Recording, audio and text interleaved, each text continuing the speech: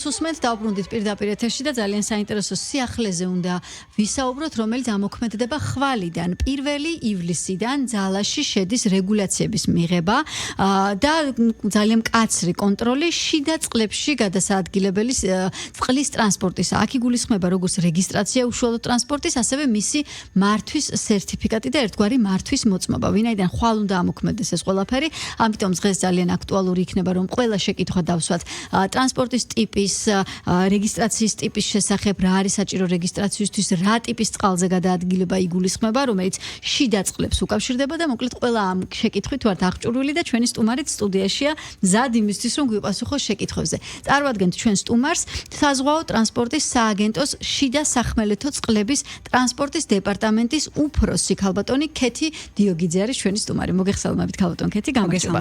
აი ხვალიდან შედის უკვე ეს ახალი რეგულაცია ძალაში და მოდით პირველ რიგში განვმარტოთ რა ტიპის წყლის ტრანსპორტს ეხება ეს ყველაფერი და შიდა წყლებში რა ტიპის წყლის აუზები იგულისხმება, ეს არის ტბა, რეზერვუარი თუ სხვადასხვა განვმარტოთ ჩვენს მსმენელს და მაყურებელს. მოგესალმებით კიდევ ერთხელ, მივესალმებით თქვენს მსმენელს.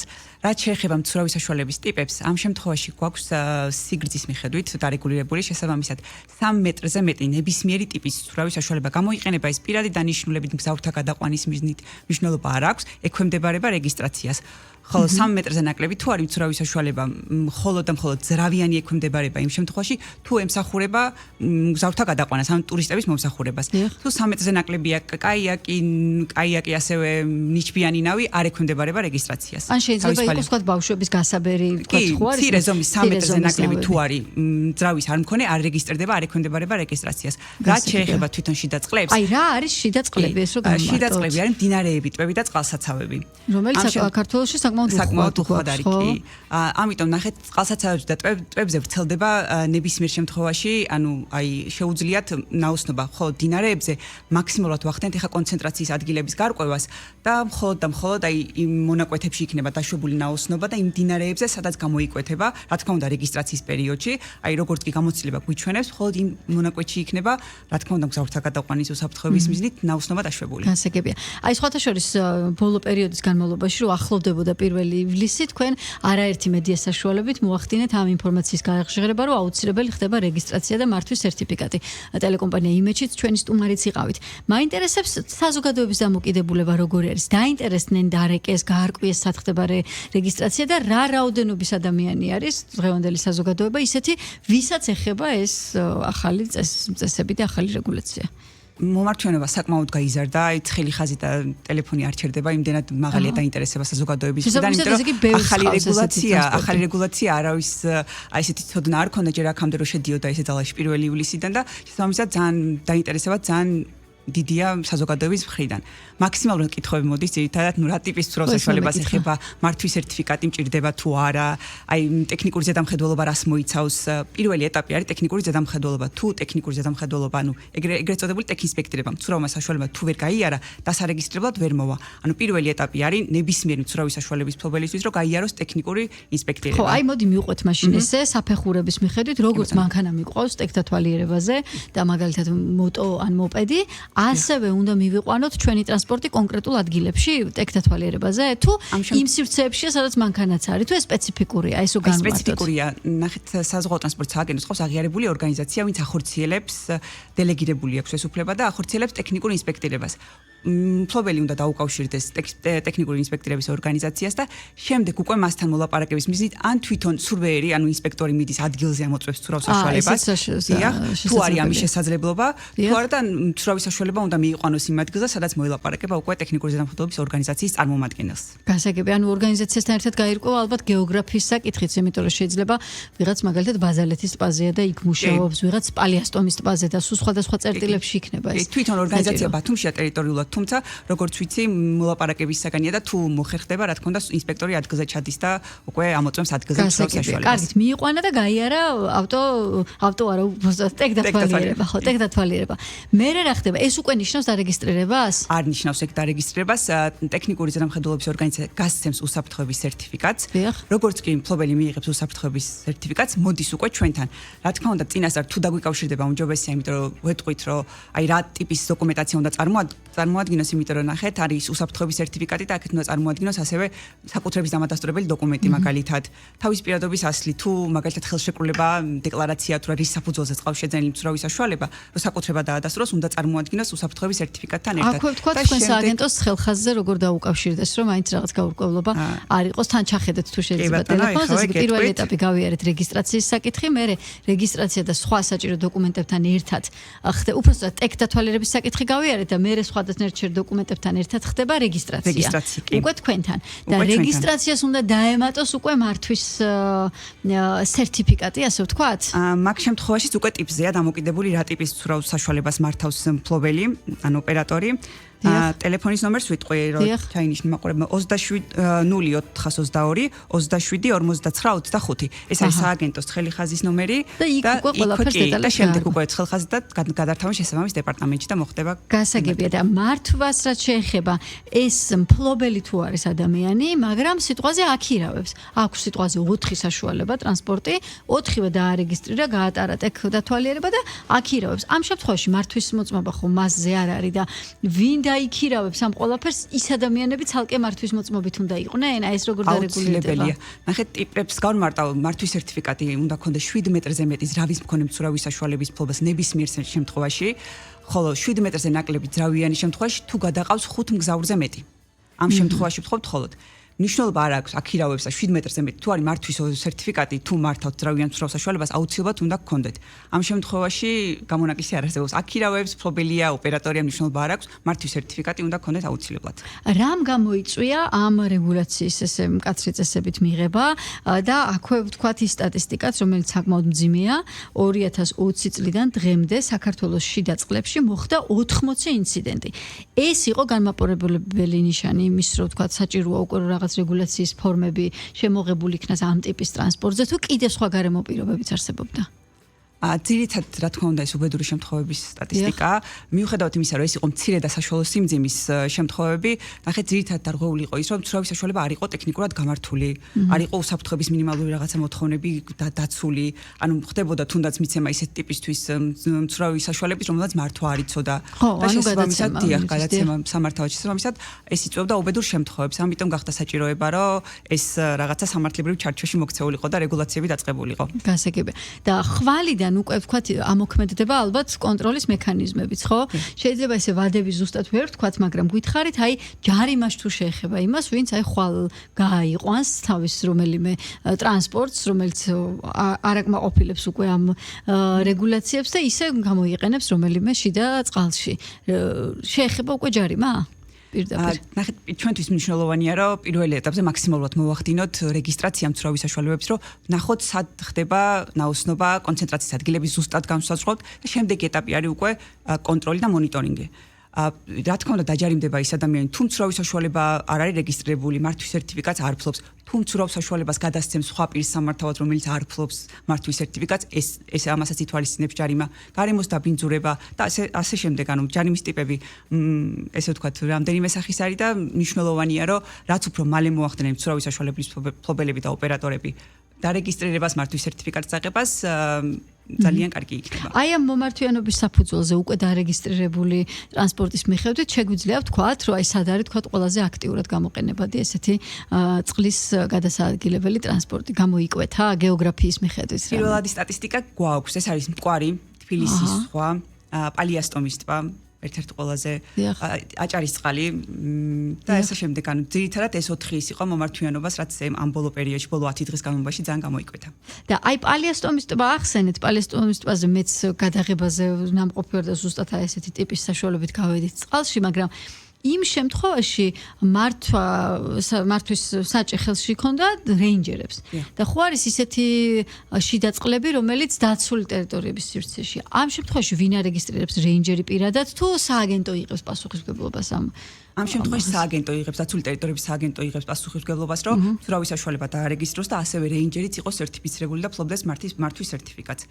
ეს ეხება ნებისმიერ ადმინისტრაციულ ორგანოს როცა თუ მცურავი საშუალებას ფლობს, რა თქმა უნდა, ვალდებულია რომ დაარეგისტრიროს და თავის ოპერატორს კონდეს მართვის სერტიფიკატი. გასაგებია.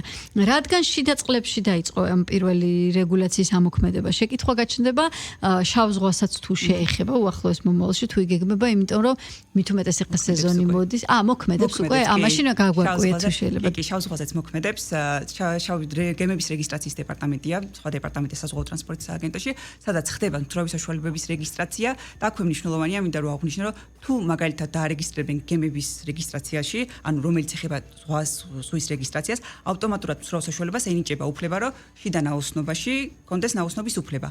ანუ არ ჭირდება თავიდან შიდა წყლებში. ანუ შავ ზღვაზე თუ არის დარეგისტრირებული, ის გადმოვა ტბაზეც. ტბაზეც ავტომატურად ექნება. ტბაზე დარეგისტრირებული გადავა?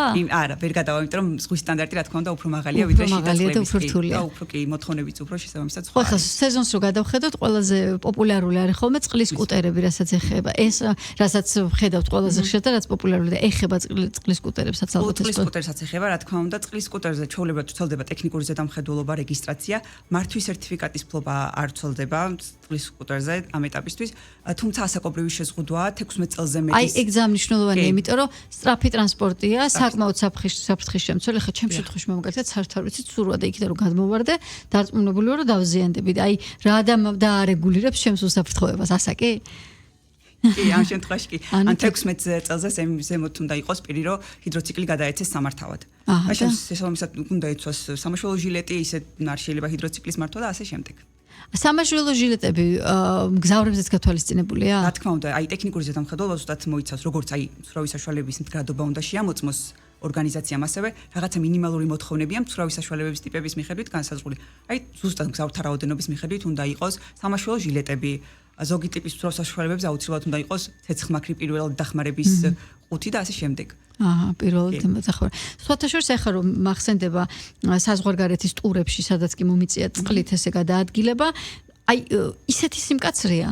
არ ყოფილა შემთხვევა, რომ სამაშველო ჟილეტის გარეშე ჩამსვან, იმიტომ რომ ხვდებით ეს ჟილეტი არაკომფორტულია, იქ ფოტოების გადაღება გინდა რომ გაიხადო უფრო ლამაზად იყოს, ну აი ფიზიკურად არ გაძლევენ ამის უფლებას.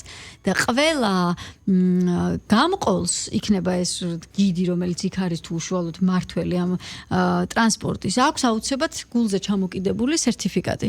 ეს ყველანაირი ქვეყნის იმას გულისხმობ როგორც აზიის ტურიზმს, ისე სამხრეთ ამერიკის და ევროპის, ანუ ყველას და ადასტურებს რაღაცა და მე რო ხედავ ამას თითქოს რაღაცა სანდოობა გიჩნდება. ეგრე არის ნამდვილად და ჩვენთანაც ესე დარეგულირდება? ნახეთ კი, ანუ შეგიძლიათ რომ მართვის სერტიფიკატი ჩვეულებრივად გადაამოწმოთ ოპერატორი ფლობს თუ არა და მცურავ საშუალებაზე მოხდება ვალდებულება აქვს, როცა დაარეგისტრირებს, ჩვენ გვაქვს მოთხოვნა და მცურავ საშუალებაზე უნდა მოხდეს ის სარეგისტრაციო ნომერი, რომელიც მიენიჭება, ბორტზე უნდა მოხდეს დატანა. ეს არის ვალდებულება, რომ მიხვდება თვითონ გზავრიც მიხვდება, ან რაღაცა ჩვენც მარტივი იქნება მონიტორინგის დროს, რომ მცურავი საშუალება არის თუ არა რეგისტრირებული. აი ეს არის მოთხოვნა. და ეს უნდა იყოს თან დატანილი, რომ თვალით უნდა იყოს, რომ მარტივად ახქმადი წაკითხვადი, რა თქმა უნდა, გარკვეული ტიპის მოთხოვნები გვაქვს, რაც უნდა გაითვალისწინოს მცურავი საშუალების მფლობელმა დატანის დროს. იმიტომ რომ მიუხედავად იმისა, რომ შეიძლება ვთქვათ, რომ შედარებით პატარა ზომის არის ესა თუ ის ტბა, ეხლა პალიასტომზე პატარას ვერ ვიტყვით, სხვა, ხო, ბაზალეთი ან სხვა და სხვა, მაინც ან დიდად საფრთხის შემცველი არის, ხო? რა თქმა უნდა. კი, და იმიტომ არის, რომ საფრთხის აი პირველადი მოთხოვნა რაც არის, როცა მგზავრს დავსვამ და აუცილებლად უნდა იცვას მგზავრს სამაშველო ჟილეტი. აი კვარზეც თუნდაც როცა გადაყავთ და როცა ასეინებენ მგზავრს, ხო ძირითადად ტურისტების მომსახურება ხდება. აუცილებელია, რომ რაღაცა მინიმალური უსაფრთხოების მოთხოვნები მაინც, იმიტომ რომ იმ მგზავრთა უსაფრთხოება და თვითონ აი როგორც ფლობელის, ასევე ოპერატორის ვალდებულებაა, რომ მგზავრების უსაფრთხოებაზე იზრუნოს. ამიტომ მნიშვნელოვანია, როგორც მგზავრმა მოითხოვოს, ასევე ფლობელმაც უნდა გაითვალისწინოს, რომ მოხდეს ეს მაქსიმალურად უსაფრთხოდ ნაოსნობა. და ასეთი შემთხვევა რომ მე ვთქვა არ დავარეგისტრო, იმიტომ რომ ეს ჩემი პირადი მოხმარება, მაგრამ რაღაც მომენტში მომინდეს რომ ან სხვა ვაჩუქო, ან გავაქირავო, ან გადაულოცო, აი ესეთი რაღაც არაკეთილსინდისიერის ქმედებები რანაირად იქნება დაზღვეული, ასე ვთქვათ. ნახეთ, მონიტორინგის დროს უნდა თუ გამოიკვეთა ეგეთი შემთხვევა, რა თქმა უნდა მოხდება უკვე დაჯარიმება მცურავი საშუალების ფლობელის. როგორ იგეგმება, როგორ უნდა იმუშაოს მონიტორინგმა? უნდა ვთქვათ ჯგუფები გეყოლებათ ყველა შიდა წყალზე? რა თქმა უნდა, მოხდება დელეგირებაც ამ ეტაპისთვის შემუშავების პროცესია, მაგრამ მოხდება დელეგირებას და თვითონ საზღვაო ტრანსპორტის სააგენტო არის ტექნიკურ მარეგულირებელი ორგანო და ჩვენ მხრიდანაც მოხდება მკაცრი მონიტორინგი ამ შემთხვევაში. შემთხვევაში. ეს პირველი ესეთი სერიოზული ეტაპია, რაც შიდა წყლებს დაუკავშირდა, თუ აქამდეც გქონდა თქვა რაღაცა პრე-პერიოდი, როდესაც რაღაცა მცირე რეგულაციები შეცვალეთ. მაინტერესებს როგორ იმუშავა პრაქტიკაში ამ ყველაფერმა, რომ შესაბამისად 1 ივლისიდან ხვალიდან განსაზღვროთ ეს ახალი რეგულაცია როგორ იმუშავებს. გარდამავალი პერიოდი გქონდა 2025 წლის 1 აპრილიდან 2026 წლის 1 ივლისამდე საკმაოდ დიდი პერიოდი იყო. ზოგი თქვა თუ მომართვიანობა საკმაოდ მაღალი იყო, არა 16 მცურავი საშუალებაა დარეგისტრებული და 38 მართვის სერტიფიკატი გვაქვს ამ ეტაპისთვის ჯერჯერობით გაცემული. კი. ძირითადად მომართვიანობა იყო მკვარი თბილისის სხვა, ანუ დაინტერესებული მხოლოდ ესე ვთქვათ, დაინტერესებული მხოლოდ თბილისიდან იყო, თუმცა ველით რომ ეხა იმდენად გაიზარდა მომართვიანობა ამ ბოლო პერიოდში. კი, ასე ვთქვათ, მოუჭირა ამ ვადამ და 1 ივლისიდან უფრო გააქტიურდა, ხო? ანუ მომართვიანობა გაცილებით მეტია ვიდრე 18 დარეგისტრირებულის რაოდენობა. განსაკუთრებით ეს ბოლო 10 დღის განმავლობაში, აი არ ვიცი ძალიან გაიზარდა მომართვიანობა და დაინტერესება. პროცედურულად ეხა ტექნათვალიერება ალბათ ერთი დღის საქმეა, ხო? შეაფასებს ექსპერტი სპეციალისტი და დადებს დასკვნას და შემდეგ პროცედურულად ეს დოკუმენტების საკითხი იწელება და რამდენი ჭირდება დრო? ტექნიკურ ზედამხედველობას რაც შეეხება, თუ ის მინიმალური მოთხოვნები, აი სამაშველო ჟილეტი მაგალითად დაუდგინა რომ 8 მგზავრის გადაყვანის უფლება აქვს. 8 მცურავის ჟილეტი უნდა კონდეს თუ ეწევა ტურისტების გადაყვანას. და შეიძლება დრო დაჭირდეს რომ იყიდოს, შეავსოს. შეავსოს ეს რაც არის მინიმალური მოთხოვნები და შესაბამისად შემდეგ უკვე მოხდება ეს უსაფრთხოების სერტიფიკატის გაცემა. შემდეგ უკვე ჩვენთან მოდის თუ ყველაფერი აი მაგალითად საკუთრების დამადასტურებელი დოკუმენტი აქვს, ძირითადი დოკუმენტი არის ეს და უსაფრთხოების სერტიფიკატი. დანარჩენი უკვე ანუ ერთი დღის ვადაში თავისუფლად მოხდება და რეგისტრირება. რა თქმა უნდა, იქ მომსახურების ვადებია, აი როგორც მაგალითად მართვის მოწმობას იღებთ ან პირადობის მოწმობას, ჩვენთანაც იგივე ანუ იმავე დღის მომსახურება, მესამე სამუშაო დღის მომსახურება, მეხუთე სამუშაო დღის მომსახურება, ესე გვაქვს ჩვენ ჩაშლილი, რადგან აი მომხმარებლისთვის მაქსიმალურად კომფორტული იყოს ეს მომსახურების. ეხლა მაინტერესებს სწავლებასთან დაკავშირებით, იმიტომ რომ თქვათ მე მინდა რომ ვისწავლო წყლის ტრანსპორტის მართვა, ან მინდა რომ თუნდაც ეს მართვის მოწმობის წესებში გავერკვე და შემდეგ ეს სერტიფიკატი მივიღო. სად უნდა მივიდე, ან ვის მივმართო, ან რა სივრცე არსებობს ისეთი, სადაც ამ ტიპის სწავლების საშუალება არის? საზღვაო ტრანსპორტის სააგენტოს ყავს აღიარებული საზღვაო საწვრთნელი ცენტრები, სადაც ხორციელდება გადამზადების პროგრამები. ამ შემთხვევაში მომხმარებლებს შეუძლიათ გაიარონ ორი ტიპის გადამზადების პროგრამა, ეს არის შიდა წყლებში და ასევე არის იახტის კაპიტანი, რომელიც ვრცელდება ზღვაზე და ავტომატურად ვრცელდება შესაბამისად შიდა წყლებზე. მიმართვიანებას უნდა მიმართოს დაინტერესებულმა პირმა სასწავლებელს.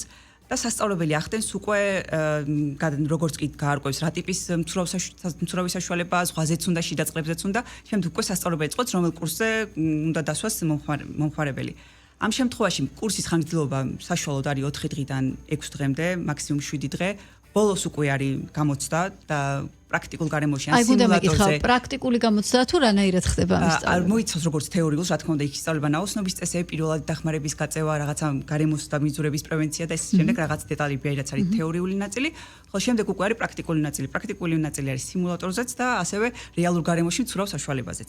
რეალურ გარემოში ხდება, აი, მაგალითად, აღმოსავლეთ საქართველოში თბილისში ხდება მცურავ საშუალებაზე, იმიტომ რომ სასწავლებელ სიმულატორი აქვს მხოლოდ მაგალითად თბილისის ზღვაზე, მაგალითად მტკვარზე. მტკვარზე ხორციელდება, კი როგორც კი მდინარეზე ხორციელდება. და დასავლეთში?